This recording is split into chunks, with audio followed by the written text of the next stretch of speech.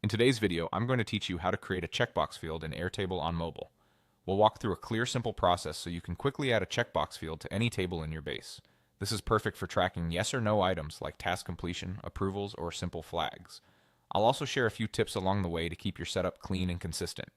Start by opening the Airtable app on your mobile device. Once it's open, look for the Workspaces view. Tap Workspaces, then choose the workspace where you want to make your change. A workspace is like a folder that holds multiple bases, so picking the right one ensures you're working in the correct place. Next, select the base you want to edit. A base is your database, the collection of tables, views, and fields that make up your project or workflow. After the base loads, find the three horizontal lines at the bottom left of the screen. This icon opens the main navigation for your base, making it easy to switch context without leaving where you are. Tap the table name where you plan to add the new field. Tables are like spreadsheets inside your base, each with its own set of columns and records. Once you're on the table, tap Customize Fields. This is where you manage the structure of your table, renaming fields, reordering them, or adding new ones. At the bottom of the field list, tap plus Add a new field. Give your field a clear descriptive name.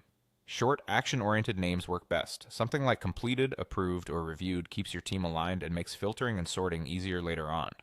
Avoid overly long names so they're easy to scan on mobile.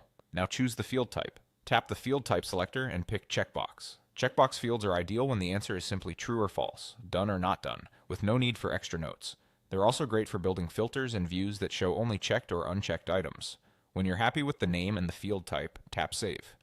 Airtable will add the new checkbox field to your table immediately. From now on, you'll see a simple box in each record of that table that you can check or uncheck as your work progresses. This small addition can make a big difference in how clearly you track status and keep your workflow moving. And that's it. You've created a checkbox field in Airtable on mobile quickly and cleanly.